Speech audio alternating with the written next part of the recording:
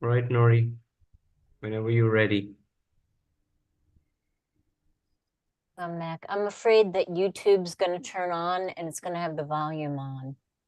So I'm just going to close all that out until we get started. Okay. All right. All right, we are live now.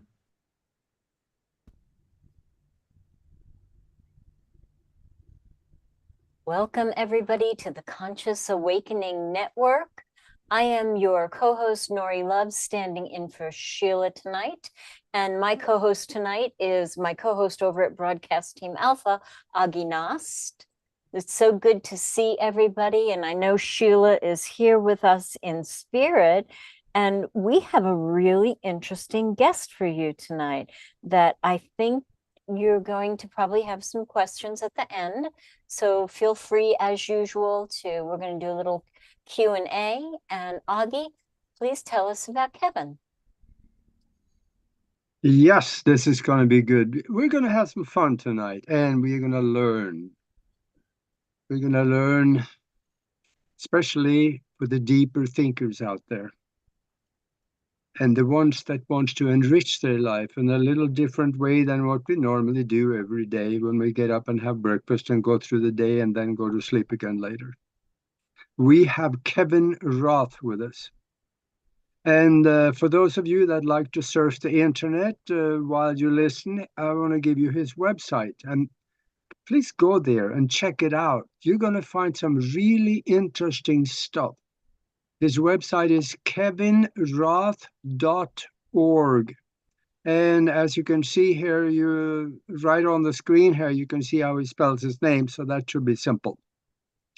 He teaches people around the globe how to get unstuck, create a life with love, feel less stress, achieve better health, and have more fun in life. Who wouldn't want that? Kevin is also a renowned dulcimer artist, a singer, a songwriter, and an author.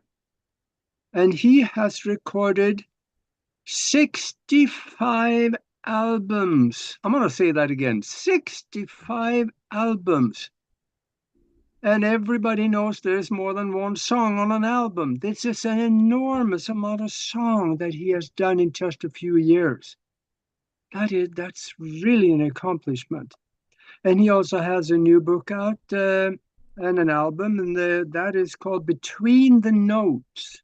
And you can go to his website and you can find that one. So for the deeper thinkers out there, I want to introduce Kevin Roth. Welcome to the show. Welcome, Well, thanks. Kevin. Thanks for having me. Welcome. So you have a very interesting background that brought you to this point in time. Where would you like to start? What would you like people initially to know about you, to get to know you as we get into the conversation? Well, I started out as a musician, playing the dulcimer at 13, and got a recording career going, and then got into children's music and was seeking fame and fortune, thinking it would bring happiness. And I sang the theme to the hit PBS TV show Shining Time Station, and moved to California and became rich and famous and not happy. And then in 2015, I got melanoma, which was the kind that was not treatable. And they thought that I would be dead within 2 years. So I had different plans and a different idea, and I recreated my life. I got very deep spiritually, and we can talk about that later. And I sort of, what they call, I guess, manifested where I'm at today. And then at someone's suggestion, became what they call a life coach. I call it more of a teacher. And here we are, here in San Diego, where I wasn't born here. I was born in Philadelphia, but here I am in San Diego. Beautiful, helping people around the world. Amazing. What led you to life coaching? How did that come about? Someone asked me what I was going to do next, and I thought, well, I would write an album. And they said, you should teach people what you did. You've got enough record albums. You should teach people what you did to reinvent your life. because there's a lot of people in pain and a lot of people that don't know how to get there. And in my past, I'd been a self-help book kind of junkie. Yeah. And these things last for a couple weeks or a month or two, and then everything falls apart. Mm. So when you get a death sentence like melanoma, you need to get very clear on what you want to do, and you have to be very consistent about it, and then it happens.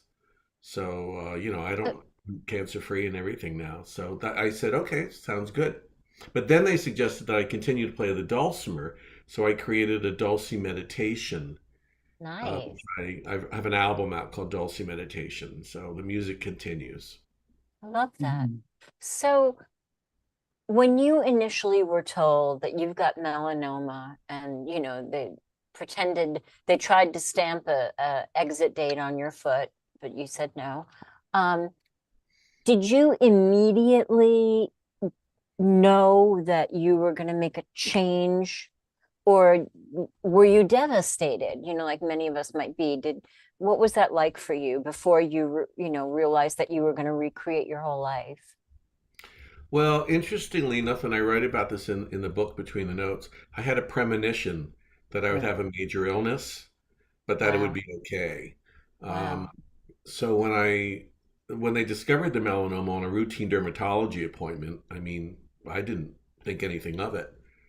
I was shocked to find out that it was stage 3 Wow. and that this was the situation. So, the first thing that happens is you feel totally out of control with your body. I can imagine. Being a very kind of spiritual person in the past, I did my own spiritual version. Is I went because I received a phone call from the doctor in a coffee shop in Kansas, and I drove home and I walked through my apartment with my dog, and I said Oh, out loud, "Don't worry, buddy, we'll get through this." I And that like was the it. first time I recognized that I had my own best friend in me. Yes. And then the Yes. next thing I did is I cursed God out, gave him a good one too, and told him I had enough of this crap and I wasn't taking it anymore. And I'd kill myself if he didn't kill me. I was done. I was finished with God. I was Wow. done with the whole spiritual thing. I Hmm. said, all of this is bullshit. Me, of all people, thinking that I was better than everyone. How do I get cancer? I work out, yada, yada. Well, all of that is just ego. Right. After I exploded, everything turned around. Everything got really good. Well, it didn't get good. It took a long time. But I randomly one day found Yogananda, which Mm. led me to the teachings of Ramana Maharshi Yeah. and my personal teacher who passed away a year ago, Robert Wolf. So I learned about non duality and then a higher form of non duality in a sense called a jhana. So the spiritual journey was very intense, very interesting, and that's why I wrote the book about it. Uh, and just decided fame and fortune didn't bring me happiness, and I had run out of almost all the money I had had at that point from bad investments in life in general, and the Mm. music business had changed and all this stuff. So I thought, well, if you only have 2 years to live, if the doctors are right, where would you go and what would you do? And I said, well, Yeah. the only things that are important to me are my dog and my music, and I don't want to live in Kansas. If I'm going to die somewhere, I might as well die in sunny Southern California, like San Diego, drinking margaritas and watching surfers. So I said to myself, I need to find an apartment for $1,000, which if you live here, Wow. you can't even rent a room for $1,000. Right. But I found one. I'm in one now. It's a one bedroom. Wow. Nice And manifestation. yeah, and I said I'm just gonna go and be the bohemian, and it'll all just work itself out. And then when I realized that the cancer wasn't coming back, I so loved this new life I had created that I Mhm. just kept doing it. And it's very simple. It's very practical. My coaching clients call me very practical and very funny. Mhm. So I teach spirituality from a very almost comedic viewpoint. That's Mhm. fun. I was telling you guys before we went on the air, and I'll share this with your audience, that there's a puppet that I recently created. I've got to find a picture of him for you, named Guru Dulce Baba. This Love is it. what he looks like. There. Okay. That's fun. Yeah, Yeah, it's So, and I'll so what be happens, doing what happens with reviews. him? Is he allowed to say things that we're not Yeah. allowed to say? No, he gives very funny advice, very Ah, practical advice on oh, different okay. things, Mhm. and with a very comedic standpoint.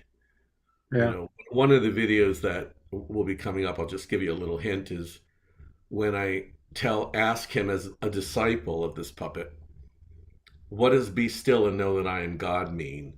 And that I've gone on mountaintops and I've done all this stuff and I've meditated and I've done retreats and yada yada.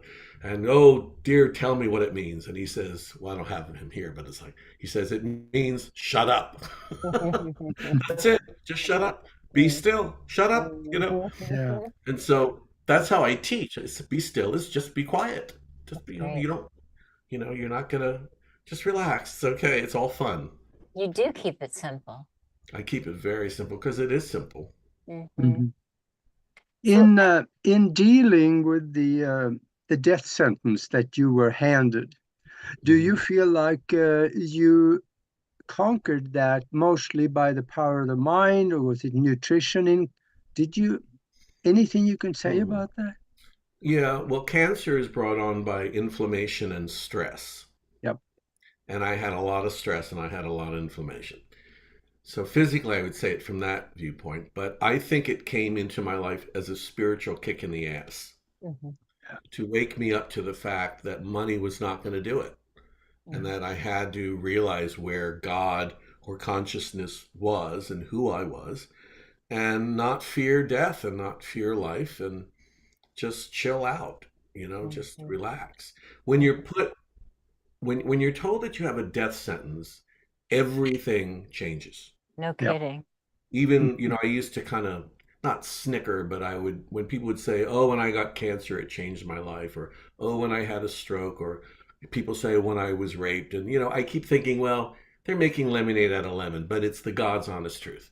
When you go Mhm. through a very traumatic event like that, you cannot help but change. Yes, And if you play it, your cards right, you change for the better. I would right. never be this happy without it, having had the cancer. Yes, yes. So, oh,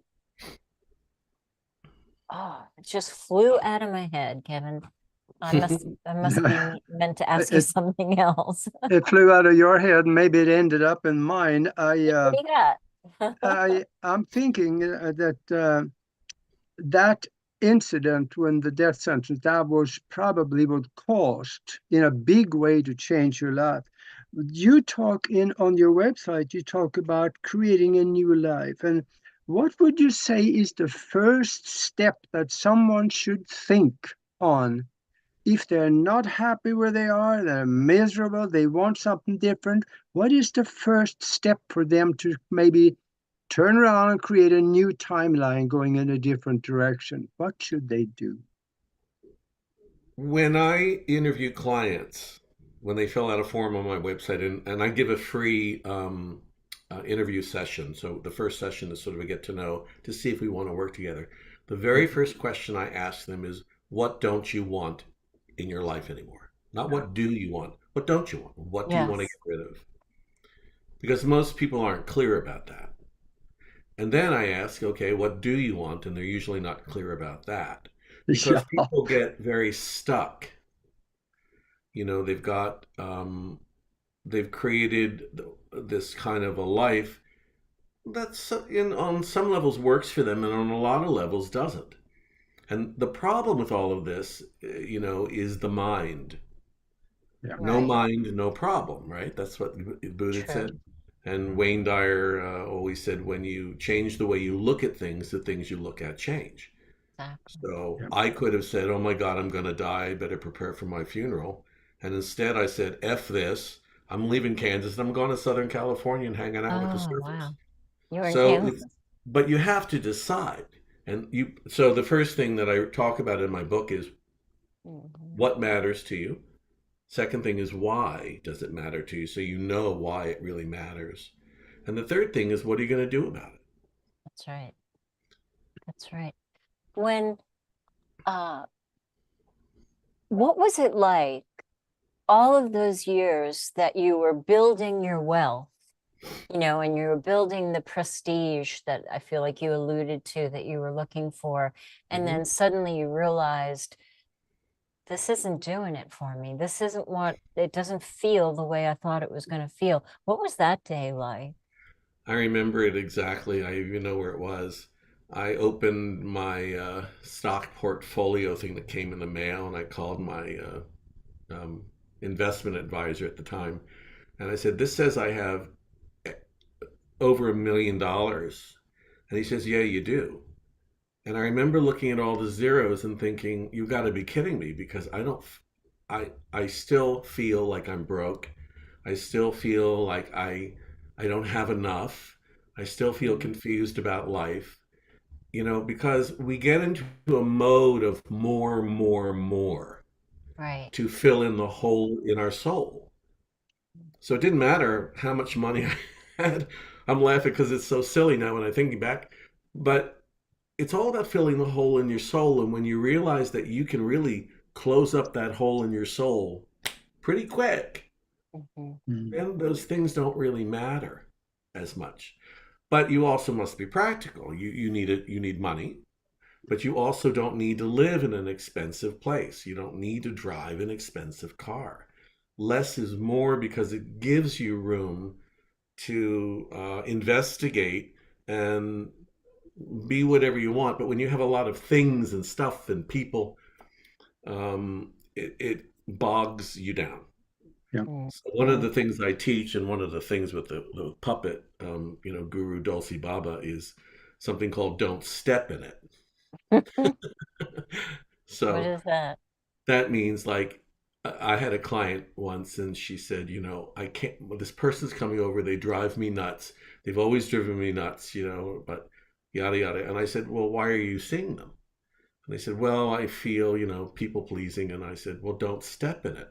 If you see crap in the middle of the street, do you step in that? This person is giving you nothing but aggravation and stress because that's who this person is. But you don't have to step in it. So don't answer the phone when she calls. Just text her and say, I've got things to do.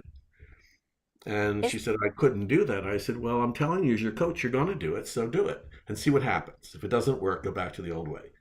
Oh, right. man, she was just, she hit nirvana. She said, oh my God, it was great. I didn't answer her for like a day and, everything was fine. So it's one of the things about don't step in it. It's very practical. That's a Yeah. good tool. It's a good tool. And it's so Mhm. interesting to me that many of us didn't learn that earlier in life, that many of us are being called to do the work, and to do it kind of in a hurry because everything's so accelerated, and to expand your consciousness. But like the best way to do it is keeping it simple, right? Yeah. Having no mind, try to go to no mind because it's that thing in there that's always, do this, do that, your laundry list, here, grocery list, right? Stop, it's too much. Yeah. How do Well, you you have help to people realize with you've got to think about who's ultimately in charge. yeah. And if you believe in a higher power or God or consciousness or something like that, you just have to, from a spiritual standpoint, or you can look at it from a scientific quantum physics standpoint.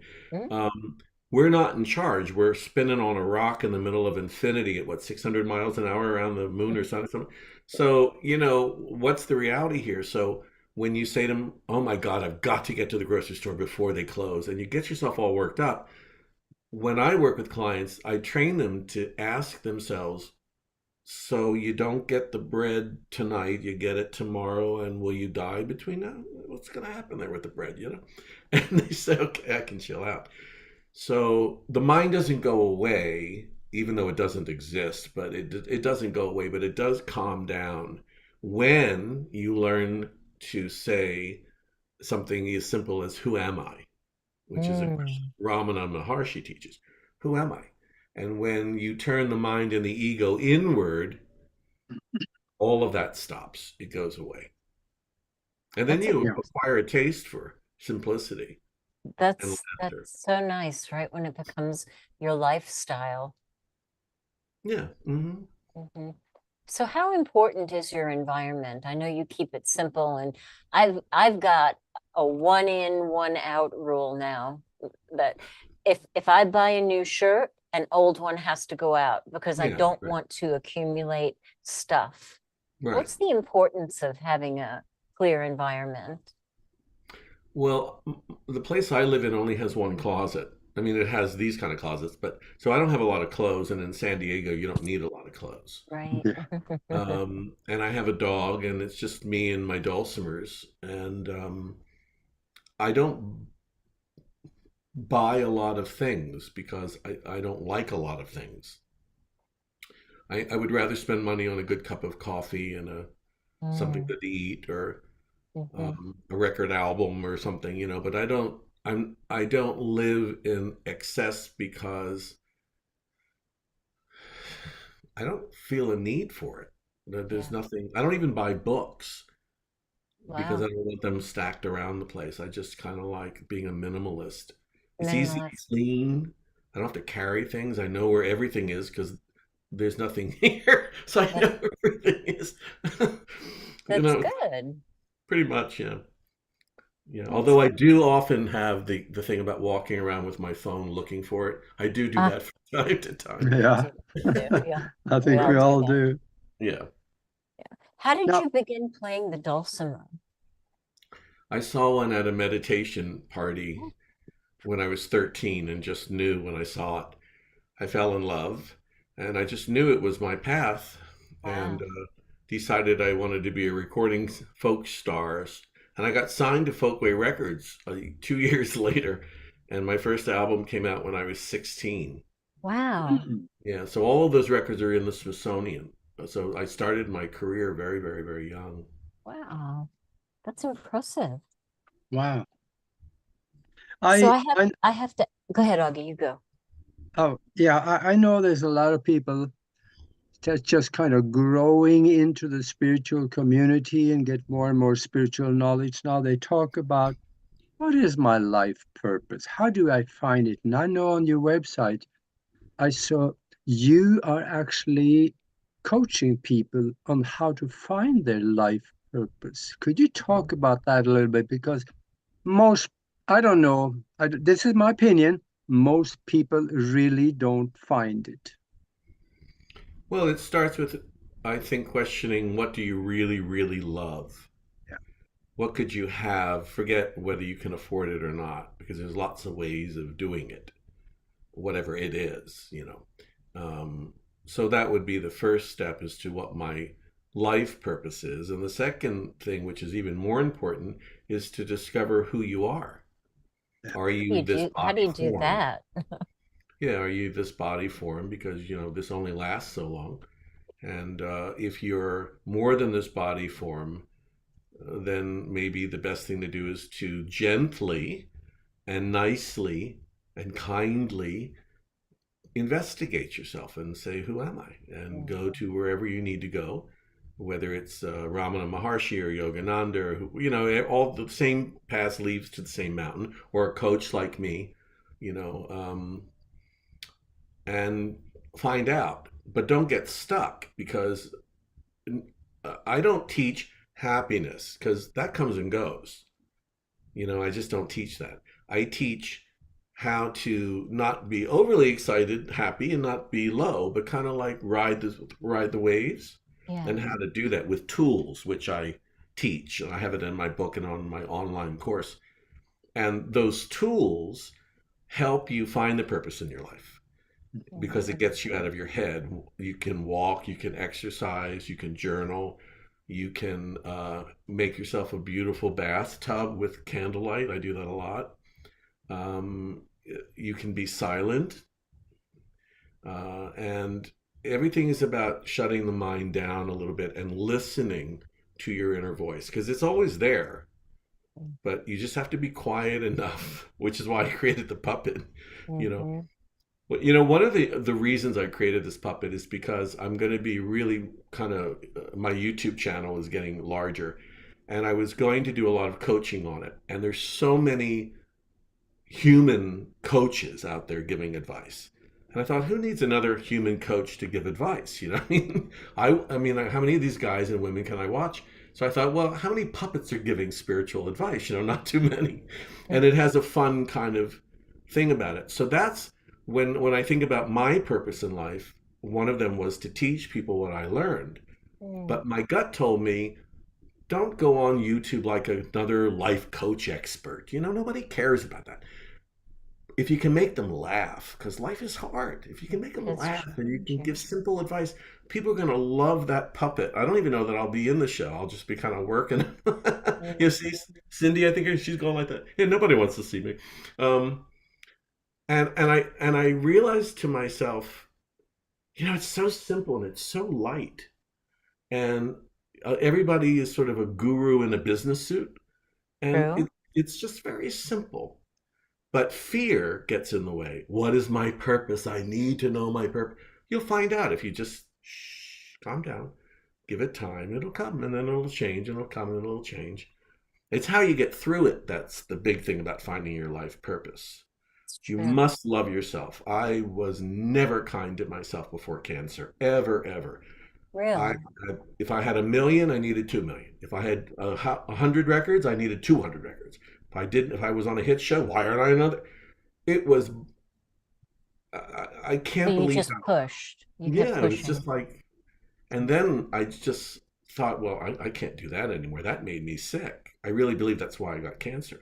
So I became, as you can see, because I'm chuckling a lot on your show, I just take everything very lightly, but practically, because I have studied spirituality for a long time. And the conclusion I've come to about things like life purpose and finding spiritual directions and things like that is, if you want to sit on a mountaintop and, you know, go home, bring a cushy pad. You know, it's Right? hard. Yeah.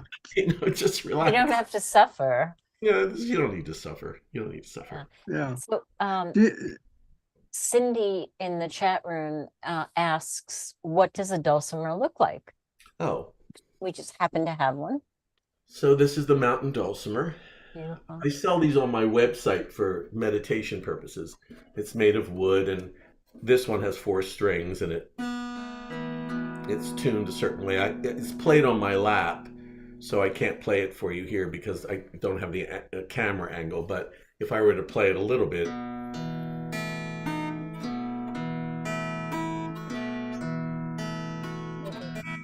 That's yeah, pretty, so it's very relaxing. very And pretty. it's very easy to learn. Is it really? Thank you. Yeah, and I teach it. I teach it over Zoom. Oh, I teach cool. Dulce meditation. Yeah. I Very love that sound. Thank Yeah. you. Mm-hmm. So you alluded to it in the beginning and just a couple of minutes ago. So I have to ask, what was your spiritual journey like? You know, you said it was intense. What did that look like for you, the path? Well, I knew, and again, I write about this all in my book, which is one of the reasons I wrote the book, is not just cathartic, but to get all this stuff done. My mother, before I was born, had her tubes tied, and then I was born. Wow. So I was meant to be here, and I knew from a very early age that this wasn't real. There was something going on. I felt like I was dumped into a summer camp I didn't ask to go to. So, and then I had visions of how my life would end up, and it's pretty much ended up that way from as a child. The lady who introduced me to the dulcimer, who I kind of fell in love with as a friend. She's been a friend of mine for 52 years now. Anne, she was going to a teacher in Philadelphia, a Sufi teacher named Guru Bawa. So I kind of did Guru Bawa stuff, which is Sufism, for a good many years. And I liked it, but I didn't connect to it. And then I would read self-help books and listen to this and that. And one day after my surgery with melanoma, I was on Netflix and I saw a movie on Yogananda, and my gut said, look for one of his churches. And I thought, well, there's not going to be one in Kansas. So I just got on the internet and I searched, and I found out that I could walk to one of his churches. That it was right across the street from my apartment building. Wow, you're a Ah, powerful manifester. Well, I guess, and I like Yogananda a lot, but I like the idea of non-duality and self-realization. And then I found Ramana Maharshi, and as soon as I read his work and Robert Wolf's work, it was based a lot on his work, it was like seeing the dulcimer. I absolutely knew that his teachings were absolutely real, correct, in my path. Wow. And then I went to meet Robert, and I had learned non-duality from him. He lived here in California, but non-duality didn't really work that well for me. I went to one of his meetings and I asked all the people who were at the meeting. I said, "Okay, I get that non-duality is everything is God, one thing, but what do you do with it?" And no one could answer me. Good question. yeah. So on the way home, dropping Robert off, he asked me to come in and to listen to something he was going to tell me, and he introduced me to a concept called a jada, which basically means that nothing has ever been created, nothing has ever come into existence, yada, yada, yada. And it is what Ramana Maharshi calls the ultimate truth, but it's very out there. Now I do teach it because I teach Robert's work, but that took care of the question of non-duality and it answered all the questions for me. So and I did a couple interviews with Michael James, who's a very well-known, respected a disciple sort of Ramana Maharshi on YouTube, on a jada. So Interesting. I'd never heard of it. that's my journey. And then I just began to teach. I knew somewhere down the line that I'd become, I guess, a spiritual teacher. But I don't take myself so seriously because why? When people ask me, well, are you enlightened? I say, God, I hope not, because if this is enlightenment, I guess I'm enlightened. Who cares whether I'm enlightened or not? This is what I know. This is what I've experienced in my life, right? I didn't go to a college and study this stuff. I was hit with cancer. I was given a death sentence. I crawled out, and this is how I do it, and this is how I continue to do it, so that I don't get sick and so that I don't get stressed. And I have enough money to live, and I'm okay. So I teach from experience. I'm a very practical coach. I don't get into the woo-woo things much. I guess this. Hmm?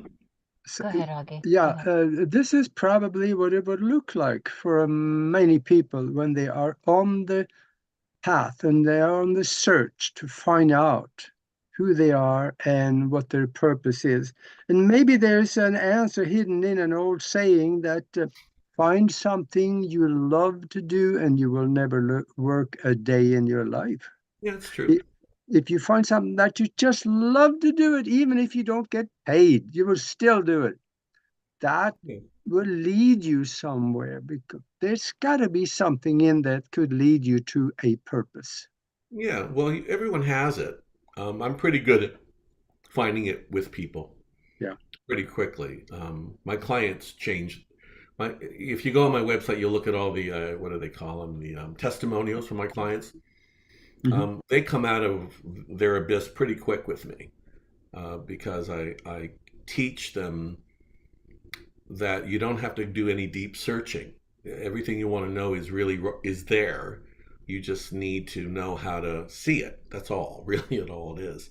When people ask me how many hours a day I practice the dulcimer, I tell them I've never practiced a day in my life. I play the dulcimer every day. You just play and have fun. Yeah, it's true. And a lot of people also, when they're looking for their life purpose, like people want to become nurses or they want to become something, and their parents or their spouse or someone around them say, you're not smart enough, you're not good enough, you're not this enough. And that's not good, because if you want to do it, do it. If it doesn't work, it doesn't work. So there was a woman I knew who wanted to be a nurse and just grew up believing from her father that she just wasn't smart enough. And then she got to the age where she was too old to kind of become a nurse. But I turned her on to Reiki massage, which doesn't take any physical, real energy, and she just loved it. She became a healer that way. So there's That's lots great. of ways of finding your purpose. And Absolutely. one of the joys in being a coach is to tell people, it's just to show people their path, their exit path, so that they can become who I give people permission to be who they want to be. And I show Right. them the way to get there. That's basically what Yeah. I do. That's I try beautiful. anyway. Yeah. Yeah, I try. That's beautiful. In your website also, you talk about balance. Mhm. We should seek to have balance in our life. And you talk about some tools that can be used. What are some of the tools that people can reach for in order to achieve that balance in their life? Balance is emotional, mental, physical, and spiritual. So, and I list all these things in my book, but let's say if you're feeling really tired physically, then you need to sleep and you need to rest. It's really important for the immune system. You also may be caused feeling very tired because you're very stressed, which is emotional or mental. And so there's different ways of different tools. Some of the tools are walking, exercising, eating clean food, being around positive people, learning just to be, um, Me- treating yourself well, being kind to yourself. Journaling is a really big one. And to realize that you don't have to fix anything, because you may be crazy this minute, but I can guarantee you in 20 minutes you're not going to be that's already gone. Our conversation right now is already gone. Right. So, and then people have fear, which is false evidence appearing real. So now you're worried about something that's coming up. You have no idea what that's about. You're worried about the past, so you have no room to just be. But if you tell the past and you tell the future, chill out, I'll be with you in a moment, please have a seat, then Mhm. you're where you want to be. You know, here's an interesting thing. You could be on the telephone yelling at somebody, you know, or rather be in a room yelling at somebody, being very angry, and then the phone rings and you pick it up and it's a friend you haven't heard from in years, and you're so happy to hear from them. Yep. Suddenly you don't want to kill the person in the room anymore. What happened? That's Well, right. there was a mind shift. You didn't really want to kill the person, and maybe you were a little angry at them, but you know, that's what people do with each other a lot of times. But things can change. Mm-hmm. So don't try not to get attached to too much all at once. Mm-hmm. Makes sense. Yeah. So, What about meditation in the mix of all that? Well, I do dulce meditation. So what that is for me is I play the dulcimer very simply, and then I ask myself, what do I need to know? I have never enjoyed straight meditation because my mind wanders and I don't want to go or do anything like that. But the dulcimer, when I play the dulcimer, it's like a toy over a child's crib. You know, when the kid is crying, you wind up the toy and it plays, and then the kid stops crying because his mind is now focused on this music or this little toy. Well, that's what we do with dulce meditation. Your mind is now listening to the music you're playing on the dulcimer, because you don't read music when you play the dulcimer. It's just very, very easy. And Mhm. that gives your mind something to do. And then you can listen to your inner voice and ask, what do I need to know? What do, you know? I had a woman who was a dulcimer player who came to me for a coaching session, and she was having a lot of trouble with her son. And I had her do the dulce meditation, and I asked her to say, what did you hear? And she said, I need to stop pushing him. Mm. All I do is push him. I need to just stop. Yep. And it was like that, you know? Beautiful. That The was way the that answer. she That's the discovered kind of that. meditation I do. Lovely. So I have a question. There's a beginning point, and then the end point is, let's say, whatever crisis. So for you, it was finding out you had melanoma, right? So anywhere back here, like where it was kind of beginning behind the scenes, did you ever have a thought, that you would end up, I know you had a premonition, but did you ever have a moment of clarity where you thought, wow, if I changed something, I might not go where that premonition is saying? Yeah, because my father always told me, he said, "You're too stressed. Stress Mm, isn't good." He would say that over and over and over again, but I was addicted to stress. I was yes, addicted to pain. Didn't absolutely. have stress and I didn't have a career, and if I didn't have a this and I didn't have a that, I was never happy just being. Right. So I was told, the universe sent me messages, I wasn't listening. And then one day I walked into my apartment after I closed a retail store, which almost bankrupted me.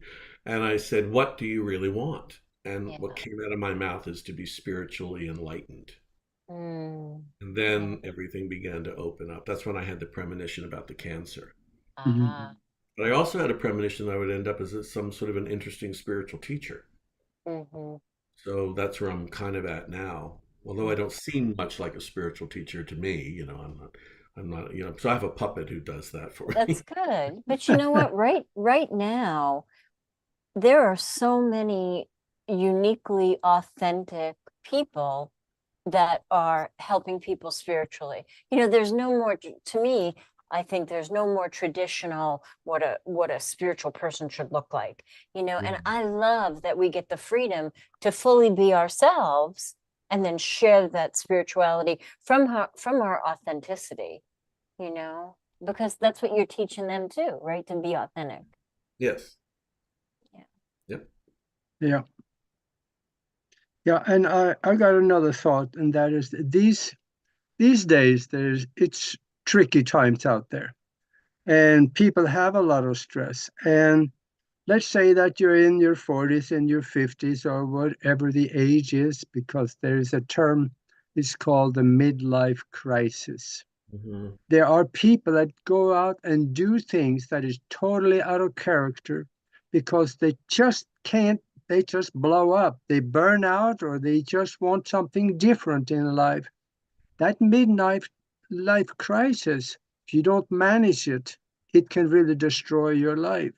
What do you suggest someone could do if they feel like I'm not happy in life, I'm not happy with what I've done, my life sucks, I want something different, and then how can they manage a situation that so they can come out on the other side in a good way? The first thing is to realize that when you believe your negative thoughts, you suffer. So Byron Katie does a lot of work with that. Yeah. Um, Secondly, if you are nurturing who you authentically are along the way, there is no midlife crisis. There's just a lot of little ones, and you Mm-hmm. just ride the bump with them. Mm-hmm. Um, a lot of people who have major midlife crises have just, it's like a volcano blowing. They've just gone on the opposite route of what their gut and their instinct is telling them to make the daily nut and the 401k and all those things. And they just can't take it anymore, and they become ill, or they blow up, or but you have to be constantly in awareness of what's going on. You need to communicate that to yourself and to your partner, or if you're married or whatever.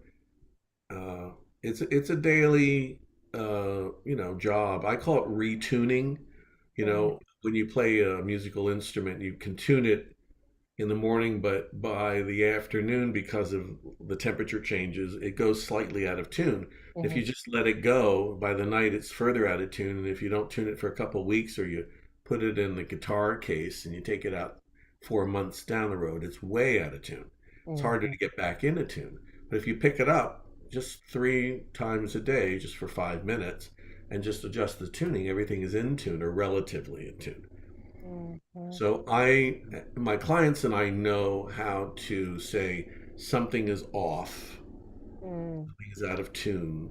So let me just do a quick evaluation, a little scan, and say what's Mm-hmm. going on. That's so good. And then if that's your tool and you do it 3 times a day, you're going to be un you're going to be replacing the old habitual way of thinking with this this new, I don't want to call it a method, this new way of being. So you actually can shift that out of your life by practicing. Yeah, yeah. It's just about awareness and not taking everything so seriously. Can you speak to that? Because it seems to me like there's a whole lot of people taking a whole lot of stuff very seriously right now. And my answer is I just stay in my bubble and I avoid people like that. But for the people who are getting, angst up and they don't want to, but they don't know that they're going into the anger or the angst until they're there, how would you help them? Well, let's take something practical. I had to go to the DMV, which is, the place you get your driver's license stuff today to change an address. Oh, yeah. Joy of life. Yeah, right. So that's like hell on wheels. And I walked in, and the first thing that comes up is my ego saying, I can't be here for 2 or 3 hours doing this. This is insanity. But then I think to myself, you're here to accomplish one thing, and that is you need to change your dress. So you have a cell phone, you have the internet, you can amuse yourself, and it flew by. So I do things only when I need to do them, and only do things that I kind of want to do, or if I have to do it, I do it. But I don't. I can choose to take something like that very seriously. Mm, The news, all the political stuff and all the wars and stuff like that. There's yeah, nothing I can do about that except vote. that's right. So I don't watch a lot of that. I look at the headlines. I tend to watch near-death experiences because those things are more amusing to me. Um, so I just kind of pick and choose, what I want to do, and I don't have a lot of friends either. I'm very content with 2 or 3 friends. Mhm. I don't party. I'm kind of a recluse, happily. I hang out with my dog a lot. Your dog is very cute. Dogs are Bosco. good people. Yes, he's my little angel. Yeah. I got another question for you that I think Mhm. could relate to a lot of people, and that is that we can feel the raising of consciousness across the board everywhere right now. 2,000 years ago was governmentalism, and 1,000 years from ago there was religion was the law. Now we can see that both science, spirituality, and religion are raising their awareness of thinking in many areas that they were not used to thinking about before. Mhm. Can you see both science, spirituality, and religion living under the same roof someday shortly? Well, it's all an illusion. It's all a dream. So, Yeah, what reality is it living under? It depends where you're living and how you're looking at it. yeah. I do think the consciousness is becoming bigger and people are becoming more aware because they realize that other things aren't working. And there Hmm. are, so I think I kind of like what Nori says in the sense of staying in your own kind of bubble, but the bubble should be something that works for you, Mhm. you Yeah. know? Absolutely. Um, Absolutely. So, like, I can And address, I can teach, I have coaching clients who are Buddhists, Christians, Jews, atheists, and I can take them all to the same place.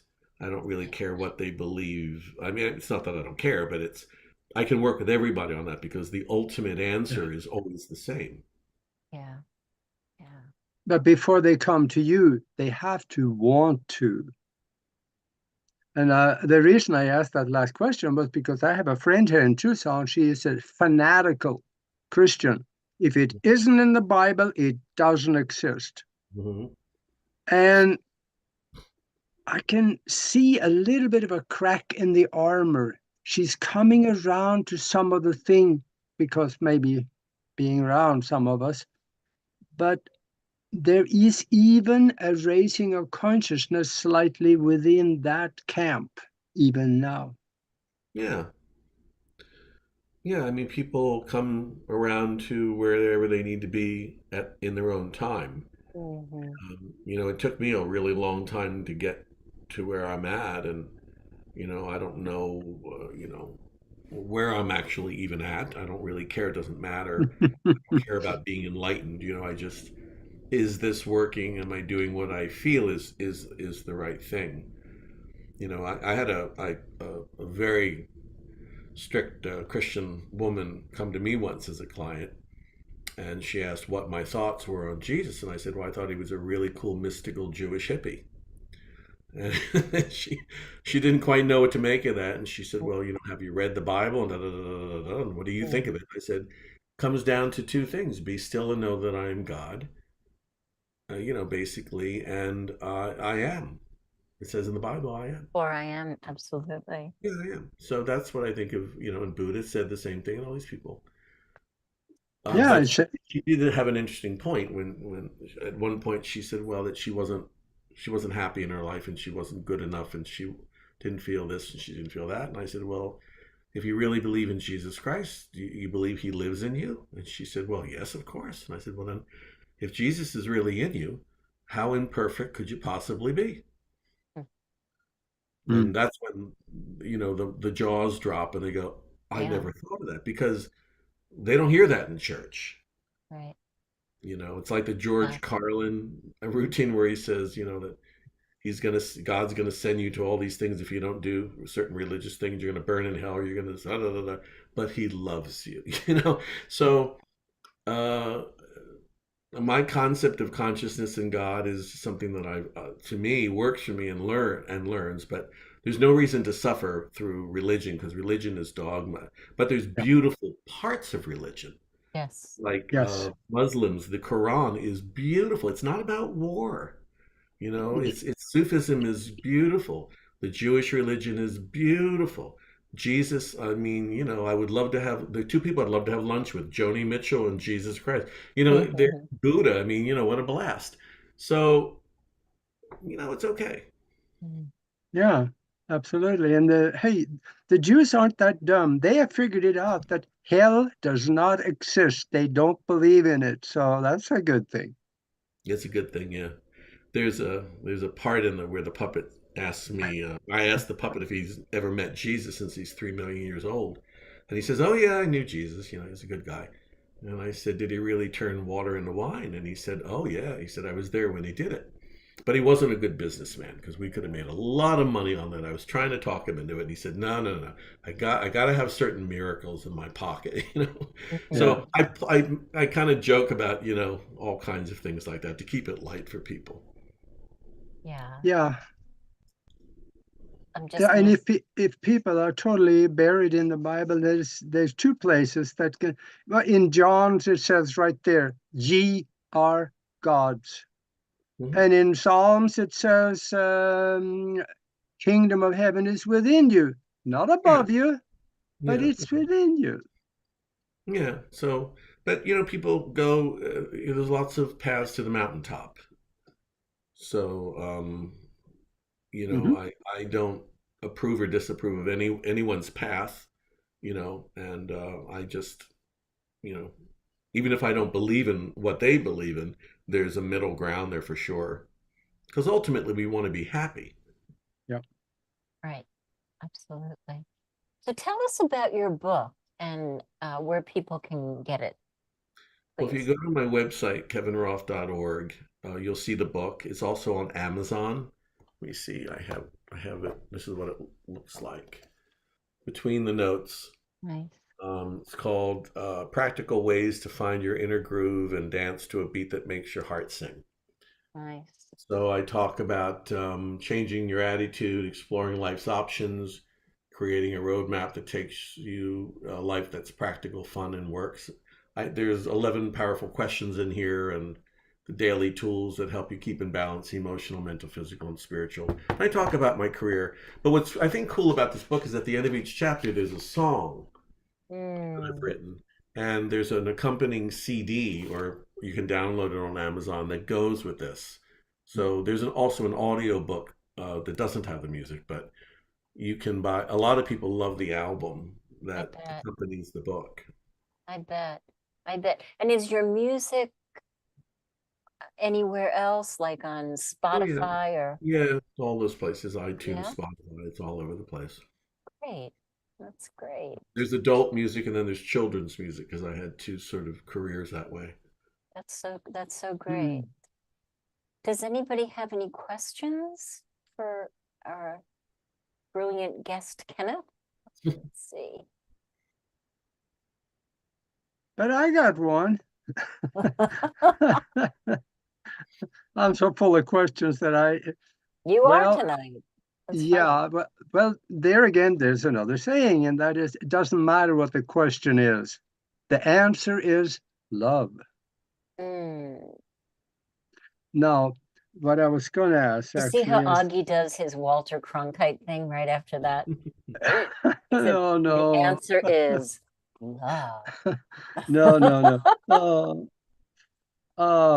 What was I going to say? Oh, yeah. A lot of people, we are through the internet, we're on overload with information, and our mind is going 90 miles an hour. Mine was doing 400 miles an hour because remember, I was a pilot. So, we are thinking all the time, but what are some of the tools that you suggest? Let's for people, especially that is not playing the music, what could they do to slow down the mind, get down into the alpha thinking, and go within? What would be your favorite tools for people like that? Slow down. Well, walking in nature helps a lot. Just sitting with a cup of tea, turning your cell phone off and your computer off, even for 5 minutes, and just listening. One tool that is very important is to stop and to ask yourself, "How you doing? How you doing, Kevin? Or how you doing, Augie? Or how you doing, Nor? You know, how are you doing? Well, I'm feeling whatever it is. Or I'm feeling like I need a nap. Okay, so take a nap. Or I feel like I'm hungry, Mm, but I'm not really hungry. mm. So Am I I'm hungry? Am I yeah, hungry? yeah. So what are you stressed about? And then once you expose it, Yes. the light can't, the darkness can't live in light. So That's right. That's right. And I think it's really important for the kind of work, because it's so heavily spiritual. I think it's really important for people to work with a coach, because the kind of work Yeah. that you're doing is you're like starting in the middle of the lotus and opening the flowers instead of waiting for the flowers to open to get in the middle. And when you're, in the middle of your world that you're going to be recreating, it's really scary, because all of that stuff that you're letting go, is going to carry some grief. And, there's a lot of processes you have to work through right on your way out as you are rebuilding your new life or the new version of you. So I think it's so important to have a coach, to like do a quick text to, some of the stuff is a little hurtful, painful. And it'd be nice to just text your coach and go, I'm having a meltdown in the cucumber aisle. yeah, Just get, that one little bit of wisdom from your coach that carries you through. I think that's wonderful. yeah, it's important that you have the right coach. So Exactly. that's why, and this is a good time to mention this, that if anyone wants to contact me to see if they want to work with me, we get to know each other during that session, and then we both decide, is this the right fit? Now, if they contact me and they say that they heard me on this podcast, Cosmic Conversations, they get a free 45-minute session with me. But you have to pick the right coach, because I've tried a few coaches for different things, and they're not all good. No, they're Yeah, not. right. They're not. Yeah. They're not. And it's so interesting, because sometimes I'm in a drought, and because I'm a coach too, but I'm in a drought and I'm like craving a coach, come on, can you please bring me the teacher? And every single time that I've seen my teacher, I've immediately known that I'm going to be working with that person. You see all the people on Facebook and stuff like that, and none of that appeals to me. But when you connect with that person, you go, oh, that's my person. That's when it's going to be a great relationship. And you know, in that relationship, that's where you do all the creating from. It's so special, so beautiful. Yeah, you'll feel a good connection Yeah. and And follow up on that. I'm I sure, think Kevin, that you draw a certain type of people, right? Because I know I draw a certain type of people because of my personality. Do you well, notice? yeah, I've had all kinds. I've had coaches come to me. I've had people in the ministry who've lost their Mm, faith in God, interestingly enough. I've had doctors, I've had housewives. But I think the reason people like what I do is because I can deal with a serious questions or life changes like the loss of a husband or midlife crisis or something like that. And I always lighten it with humor. So every single session they come on, because I do it over Zoom, they come on Zoom with a certain face. And by the end of the session, it just looks like they've just been relieved and like they've Yeah. just gotten up off a massage table. So, Kevin, that's such a beautiful gift that you have with your puppet. I think that's brilliant. I think that's Guru brilliant. Dulce Baba. Yeah. You know, the Yeah. Dulce stands for the dulcimer. Did you catch that? A lot of people don't catch that. Oh, Mm, Cindy caught it. Guru Dulce Baba. Yeah, oh, he's funny. Yeah, amazing. I was cracking Well, myself when I was doing some of the shows. beautiful. See Are how he you goes. eventually going to sell the guru puppet? Well, the guru, you know, at the end of each session, when I ask how can I repay you, a master says, you know, $50 in a pack of smokes. So I don't know. But my gut, Hmm. he's going to be a Yeah, pretty big hit on something like Instagram because these things I'm doing are very short. nice. They're not long and evolved. Perfect. They get to the point, but they poke fun at things, but they get to the point. Like, don't step in it, Yeah. Right. you know, That's or great. I love that tool. I'm going to remember that. Well, Yeah, I'm gonna import that term because that one is don't step good. in it. Maybe next time we'll do. I'll ask the guru Dulce Baba to be your guest. Huh? oh, yes, please. Let's do that. Mhm. That would be fun. That would be fun. Well, we've come to the end of the hour, and I'm so grateful, Kevin. It was so great sharing time and space and conversation with you, and so good to see the live audience that is here with us. You know, did you guys know that you could even come be here with us on Zoom? It's very nice to see faces and get feedback. So thank you for being here. Augie, thank you for joining me tonight. You're Um, so welcome. It was you, fun. you know, it's 9 o'clock in the East Coast time, and I probably needed you a couple of weeks ago, Kevin. I was having a birthday crisis, and you know, I'm no, you know, closer to 70 than I am to 60. 9 o'clock is like a midnight for me. So I called Augie and I'm like, hey, can you co-host with me in case I fall out or something? So thank you for Well, being here, you Augie. call Yeah. me. We'll do coaching sessions. But I'll leave you with this thought. Someone said to me, I asked them how old they were, and she said, "I'm 70 years young." And I said, "Don't say that." Because you've earned every single one of those years. You're 70 years old, and with old is like wine, you know, it's wisdom. So I'm 66, and I'm No, happier now than I was when I was 20, 30, or 40, you know? yeah, you're in good shape. I Funny you should use the word 70. This was my 70th birthday year, Oh, yeah? oh, December. The 70 is wow. good. The 70 is the Yeah. new 40, right? They keep Yep. saying that. Okay, I say Absolutely. that. 78 going on 120. I There feel you like Wow, go. you look good 19 for birth. 120. Yeah. And if you really believe all the spiritual stuff, you never die anyway, so what's the difference? Exactly. But I'll stay in the Nancy, body and I feel like a because that'll 19 make to it 20-year-old. 2065, and Wow, this stuff will be settled out a little bit. Yeah. nice. And I Now we're knew getting that to when talk. I was 10 years old. Wow, you had a plan. Yeah, but I really appreciate your perspective on money. It's always an imagination. Yeah. It's never real. And it's always your spiritual purpose in life is where your wealth is every time. Mhm.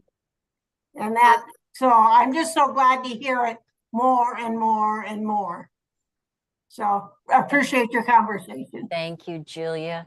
Thank you. All right, everybody, until next week, I'm going to be covering for Sheila for the next few shows. Come back and support me because this is still treading new territory. And You did a good job.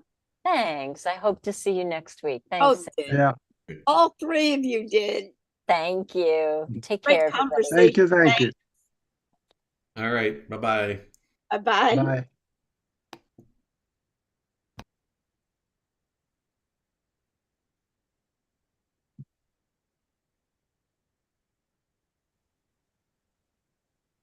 I just got to push leave, I guess.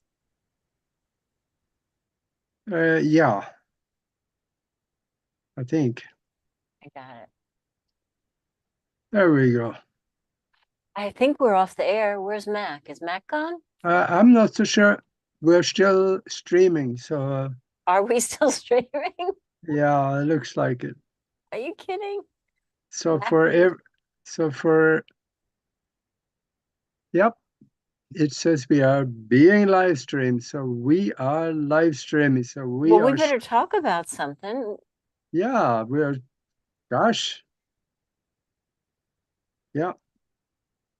Actually, I think since Mac has left, I think I can end the show. So you I guys think got to so. see us in the green room back here, not knowing that the show hasn't ended. But thank Yeah. you again for being with us, and we hope to see you next week. Take care. We will see you again.